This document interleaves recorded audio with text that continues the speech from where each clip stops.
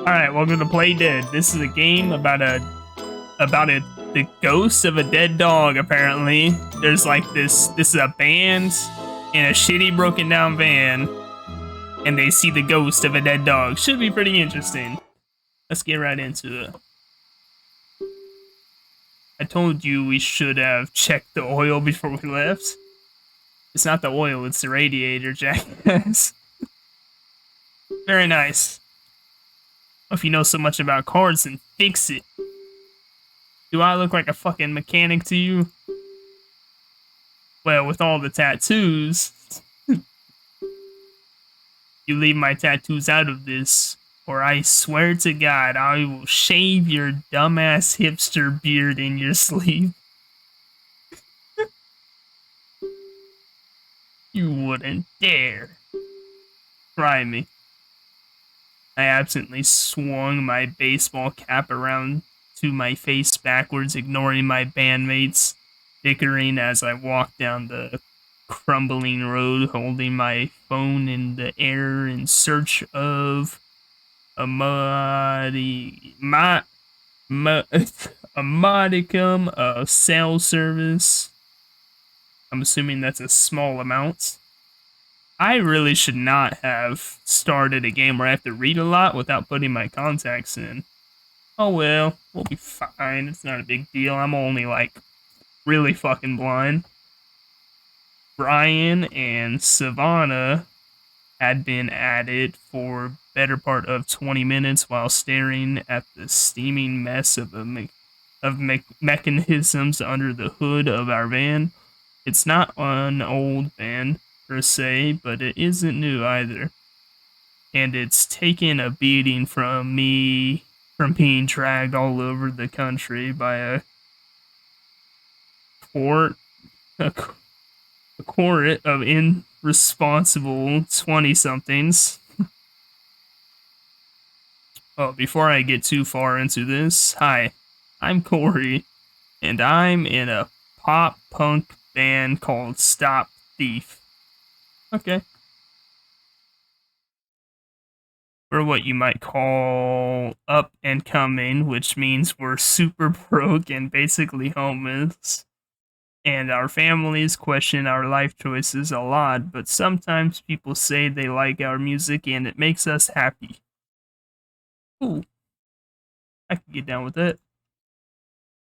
Anyway, we were called something else originally, but then this whole thing happens. What thing? Ever since life on the road has been weird, to put it mildly. I finally stopped about 100 feet up the road, taking in our surroundings. There were woods to one side with large pine trees looming over the crackling pavement or cracking pavements, and a deep ravine to the other. That's fucking weird. Fog was settling over the valley, obscuring the mountains in the distance. Really setting the scenery for this one.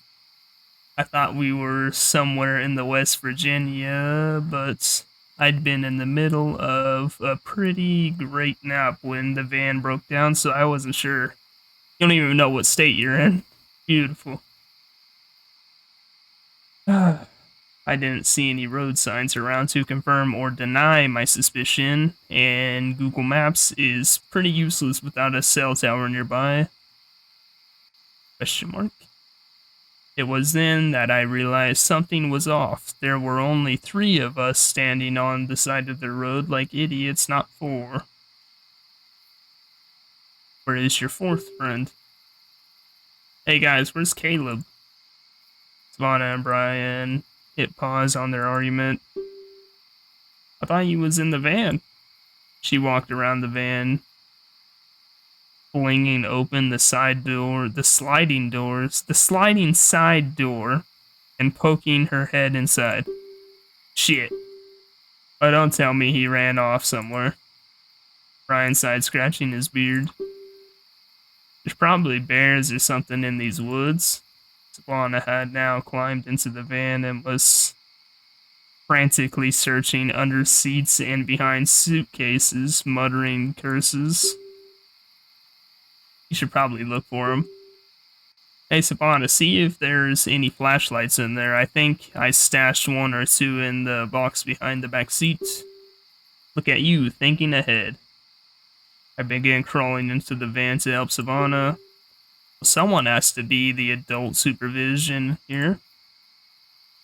Brian only grunted in response, thankfully not commenting on the fact that he was in fact older than me. Just as I pulled the second of the two flashlights out of the cardboard box buried under Caleb's guitar case, there was a scream and the loud thud of something hitting the van from outside. What do we got? Savannah and I rushed out to find Brian sitting on the ground next to the tire. What, he slipped? Fucking shit, Caleb, don't sneak up on me like that.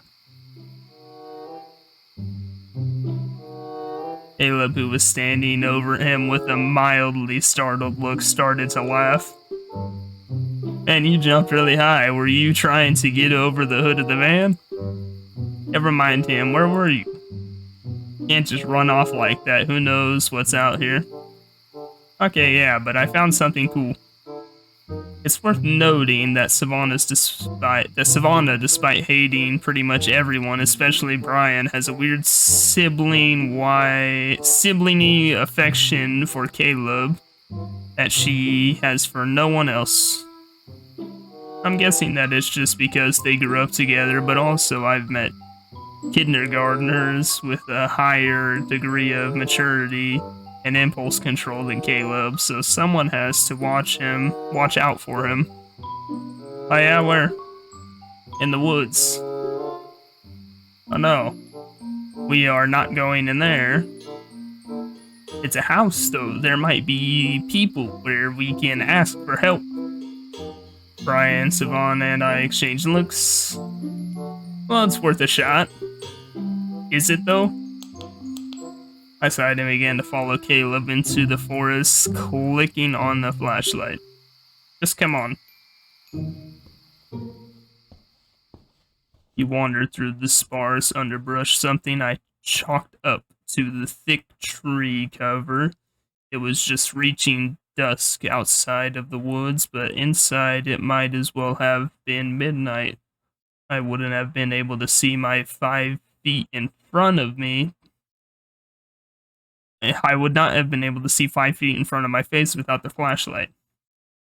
It was also strangely quiet. No animal cries, no insects buzzing, no leaves rustling. Even our own footsteps were muffled by soft greenish-brown moss that coated the ground.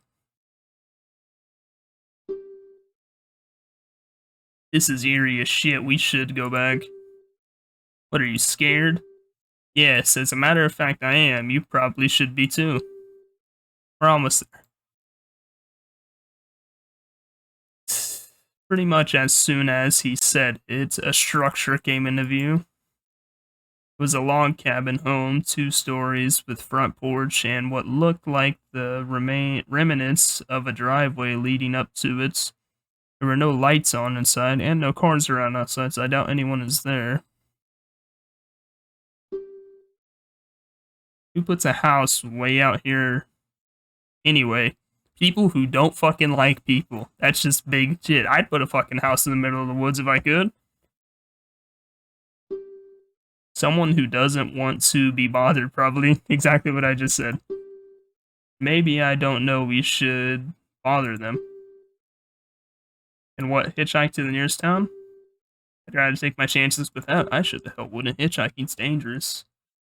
You sure there's even someone in there? It looks pretty abandoned.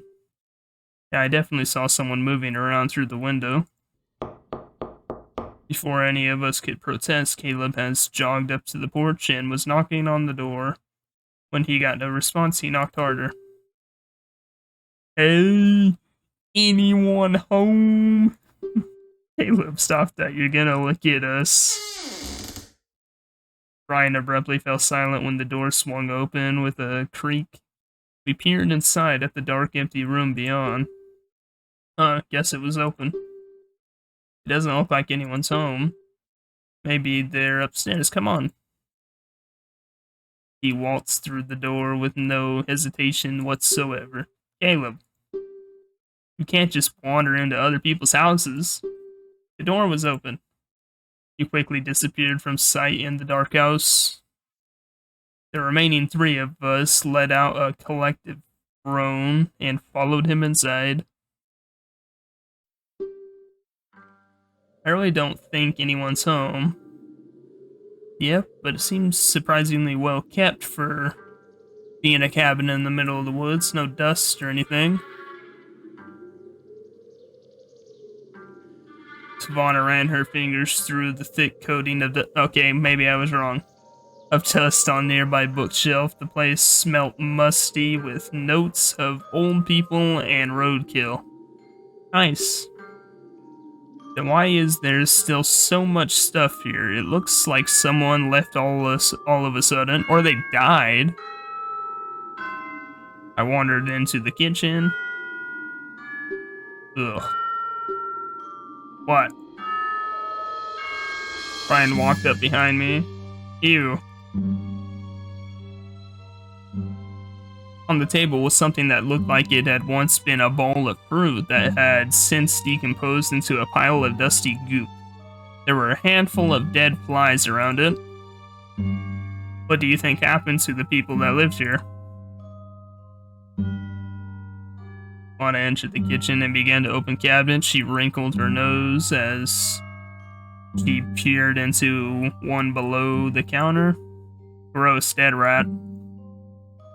She then made a movement as if to smack a fly on her arm, but looked confused when she pulled her hand away and nothing was there. Must have missed it. She shut the cabinet and flung it open again, looking inside. What the? What? Thought I heard something and that rat's gone. Dead one? I mean, I thought it was dead. It was skin and bones, and it wasn't moving. Maybe it was napping, I guess. I feel like this is a part of where we find a body like a human one. Please don't say that. Hey, I'm just being... Brian was cut off by a sharp scream and a thump from upstairs. We exchanged panicked looks before scrambling up the stairs to where we heard Caleb's yell. Oh, fighting stances, are we? We rushed into the bedroom, fist up, where Caleb was sitting on the floor staring wide-eyed at something. What is it? What happened? Oh, a dead dog. Brian suddenly took a step backwards, pointing to something on the bed. What the hell is that? I think it's a dog. Or it was. Too bad. Pile of bones curled up on the end of the bed was vaguely canine-shaped and still had a bit of dried, dusty skin sticking to it. There was a dark stain on the blanket underneath it, and faded red collar hung around the skeletal neck. You think it just got left behind? At this point, Caleb had recovered as well and was standing back up and wandering closer to the creature. Well, don't touch it. But that's kind of sad, isn't it? Well, yeah. Little guy must have been waiting for his master to come home. Okay, yes, it's sad. Can we please leave? No, obviously we're not getting any help from this place. Yeah, for once I actually think Brian's right. Let's go.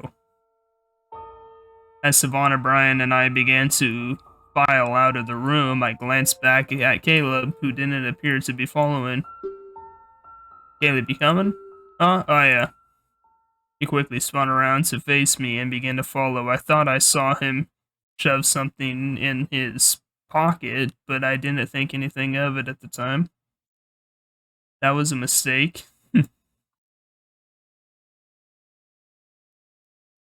We paraded back down the stairs and re-entered the living room. This place is super weird.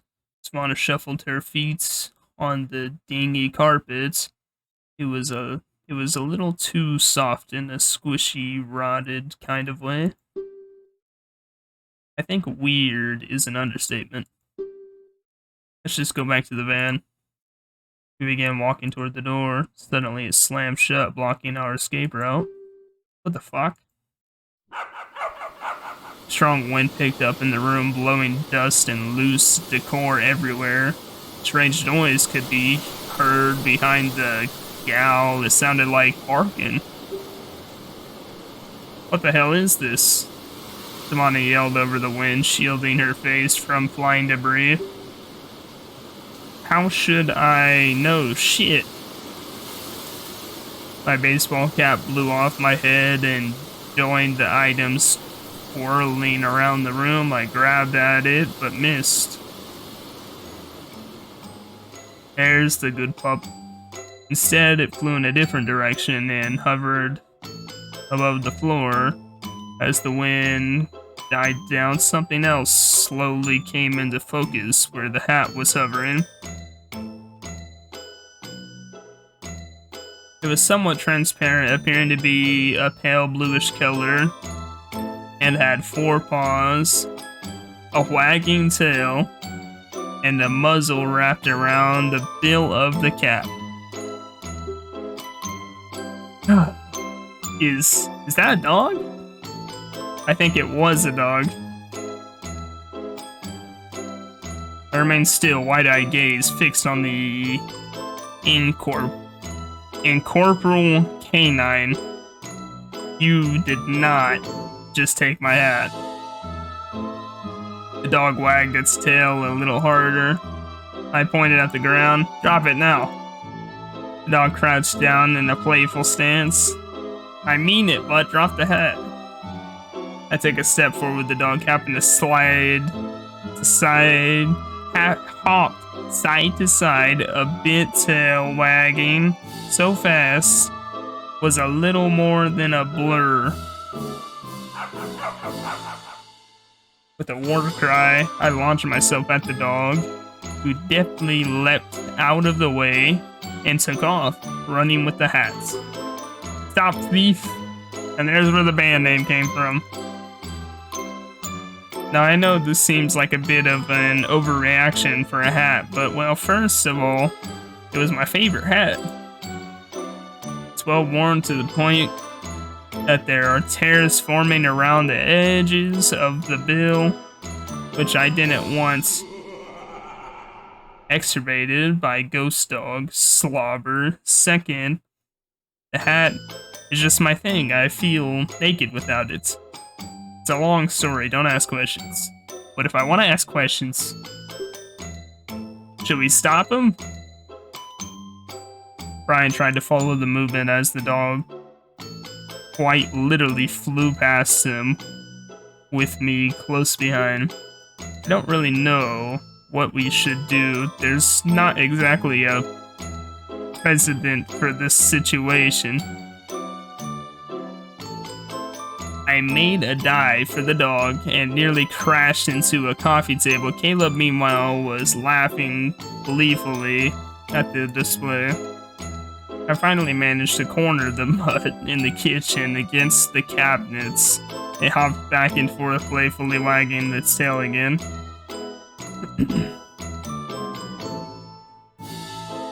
I made a grab for it, and the dog jumped right through me. Honestly, I don't know what else I expected. The good news is that the hat was in fact a physical object that existed in our reality, and did not pass through me with the dog. Instead, it harmlessly smacked me in the chest before falling to the ground. I snatched it up before the mutt could make it back and ran back to the living room. What a nice introduction for the dog. Alright, crisis averted. Let's get out of here before I have to process what just happened. I made a beeline for the door, grabbed the handle, tried to turn it, and couldn't. I tried jiggling it again, and tried to turn the lock. It wouldn't budge. Oh, come on. Vaughn appeared out the window, squinting a bit. Hey, guys. Don't look now, but I think someone just came home. Oh, shit. Completely disregarding her advice, we all gathered around the living room window where an ancient pickup truck had appeared in the driveway. Its back fender appeared to have rusted off, and there was a large crack in the windshield. A figure was getting out of it, though it was hard to make out any details in the dark.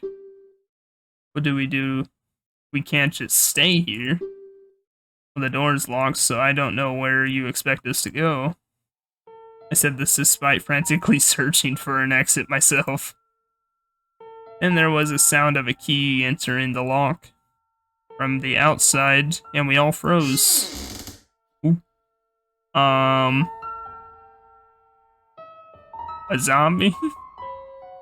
I'm not sure I would describe the thing that entered the house as human exactly. It might have been once, but now not so much. It resembled an old man,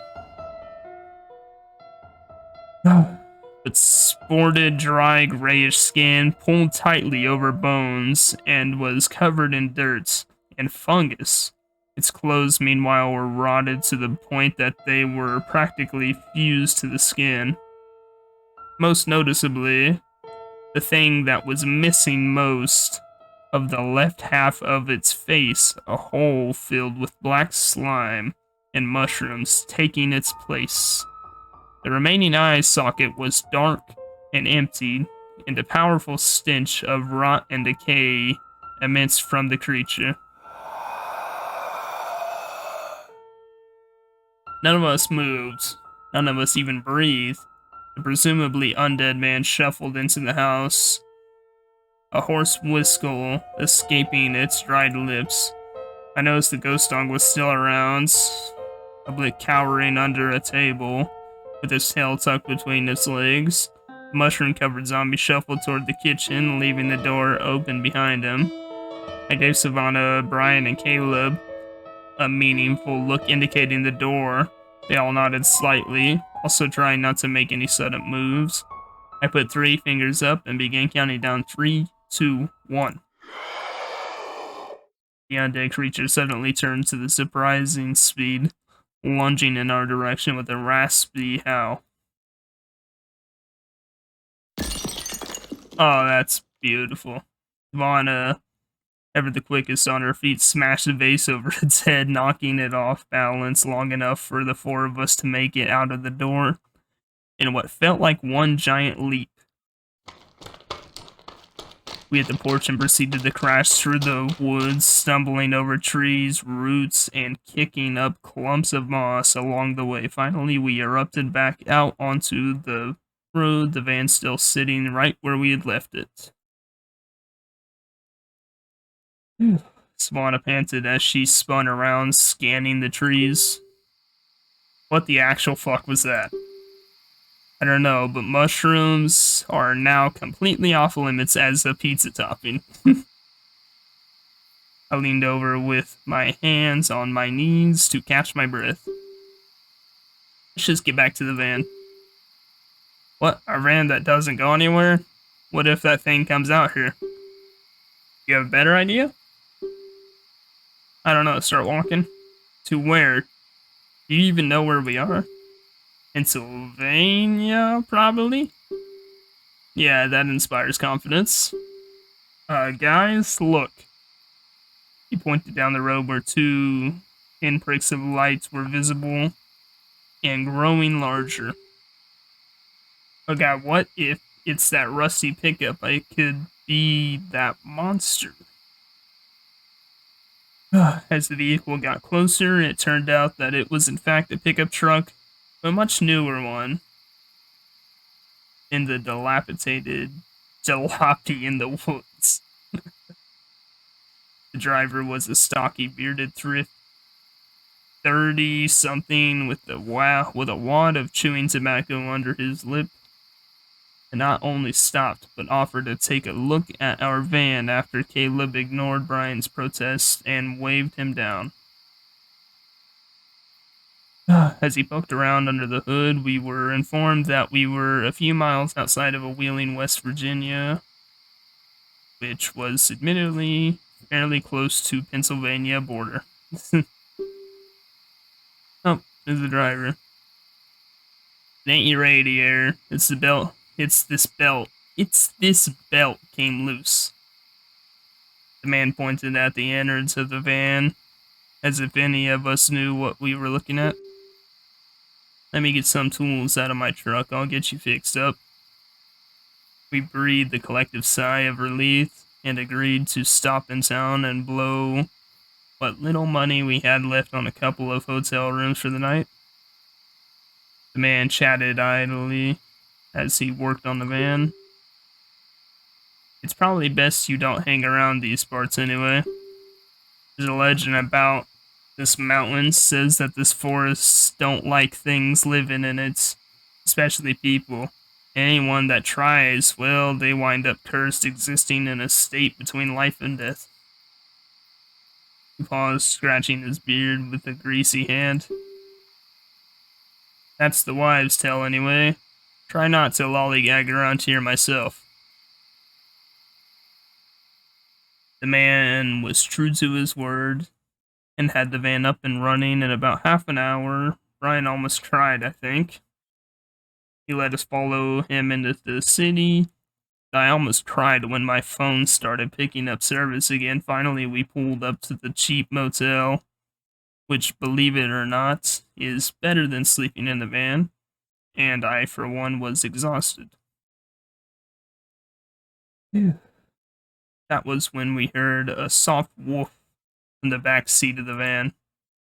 Spawner, Brian, and I turned around in our seats to face Caleb, who appeared to be trying to hide something behind him. Caleb, what do you have? Nothing. What would you think there was anything hiding behind me? Behind my back right now? Caleb, do not make me come back there. Not really, it's nothing. Completely insubstantial, I assure you.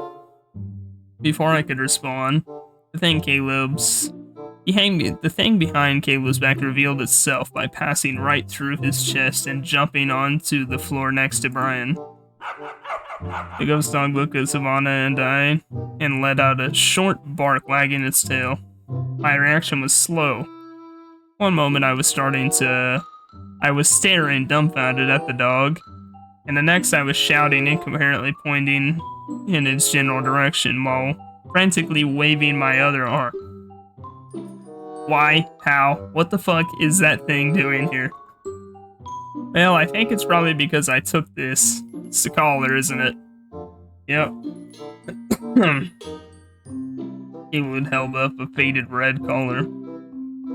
Must have been what was keeping him trapped at the house. Caleb, why would you take that with you? I don't know. I just do things sometimes, you know that. That doesn't mean you can just steal things from a haunted house, or any house. Okay, well, unless you want to take it back. Oh fuck no, we are not going back there. Then can we keep him? Keep what? No, absolutely not. We are not keeping a ghost duck. But where else is it going to go? He gestured towards the dog, who had a ghostly blue tongue falling out of one side of its mouth. I don't know, drop him off at the animal shelter or something. Savannah, will you please talk some sense into him? Savannah, meanwhile, was rubbing her chin, giving the dog a strange look. Well, it's not like we have to feed it or anything. Or let it out, I mean, it's dead. Her face lit up while mine sunk. Brian, what about... Brian? Brian was passed out in the seat next to the dog. Turns out he'd fainted as soon as he saw it. I pointed at our own unconscious Besses. I feel like that counts as a no from him. His opinion doesn't matter even when he's awake. Just let him keep this stupid dog. I'll take good care of him. Caleb, do you remember that caterpillar you picked up and wanted to keep as a pet on the last tour? Sorta. Do you remember what happened to it? It turned into a butterfly? No, you accidentally sat on it. Oh, that caterpillar. Yes, the one that's dead now, and also the reason you shouldn't have pets. But he's already dead. I can't make it any worse. The dog yawned and laid down on the floor of the van. I'm sure there's a way. I'll knock it off. We're keeping the dog for now. Wanna finally shut the van off and move to get out. Let's get some sleep already. I'm beat. What? Why do you get to decide?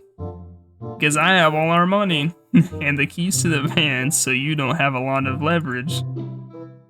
As she slid out of the driver's seat and into the parking lot, I opened my mouth to retort, then shut it again, climbed out of the van, and followed her to the check-in desk. Following evening, we sat inside a tiny green room at a tiny venue in some town I can't remember the name of. There I stared at the dead dog in the corner with mild agitation. The thing vanished every time someone other than the four of us entered the room, so at least we hadn't had to explain it to anyone else yet. The adrenaline from the night before had worn off, and I had slept a little too well, so I was fighting the weird drowsiness that follows that, and didn't have it in me to stay mad. So what do we call it? Huh? The dog, what's its name? Oh, the tag on the collar is so worn I can't read it. But I was thinking of calling him Thief. Thief? Why Thief? He pointed at my hat. Well, technically, you kind of came up with it. I glanced upward and pulled the hat farther down on my head. Yeah, okay, that's fitting. Just then, I was struck with a flash of brilliance. Hey, Samana, you know how we were thinking of changing the band name because we found out that Bottleneck is also the name of that weird tree rap group?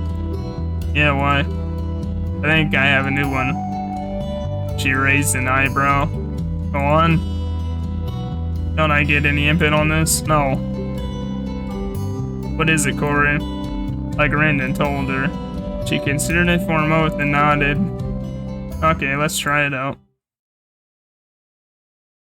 I was smiling ear to ear as I jogged out on stage, waving the crowd before launching into the first song in our sets. After finishing it, I put a foot on my monitor and looked out over the crowd of people occupying the small venue. Now, I know you guys might have seen a band called Bottleneck on the bill tonight, but let's be honest, most of you haven't heard of us anyway because you're all here to the headliners, am I right? To see the headliners, am I right? A slightly hesitant, confused cheer came from the crowd. I saw some shrugs in the first few rows. Okay, that being the case, we're just going to go ahead and change the name. I took a step back, adjusting my hats. We are Stop Thief, and we're here to start this party.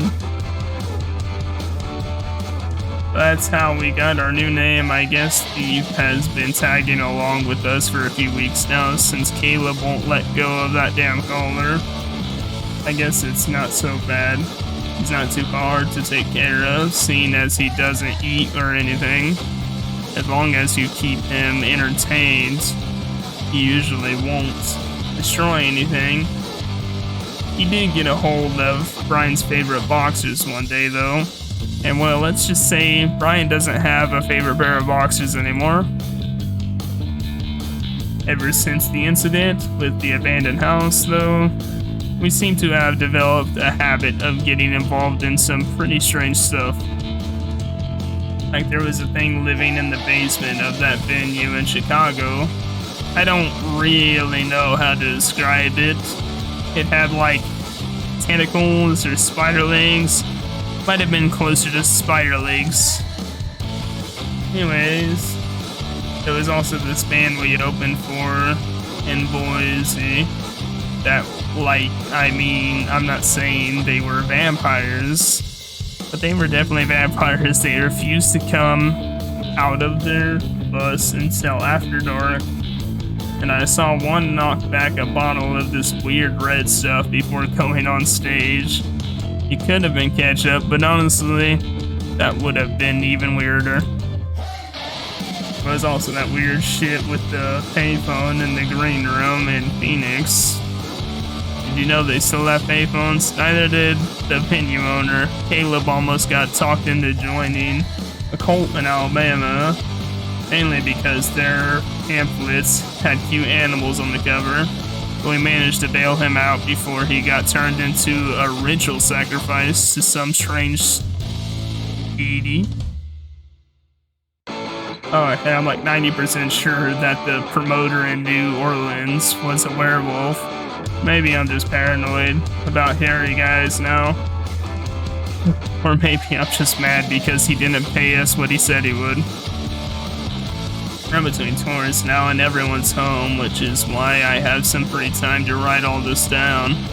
We're going back out next month because none of us want to get real jobs. And honestly, I'm getting a really bad feeling that our misadventures are far from over. In question mark. Nice. Very good, very good. Definitely better than what I was expecting whenever I downloaded it. But it is a cliffhanger. They did give us some ideas of what more games or more sequels could be, because there was like 4 different stories that he gave a little bit in on. I don't know.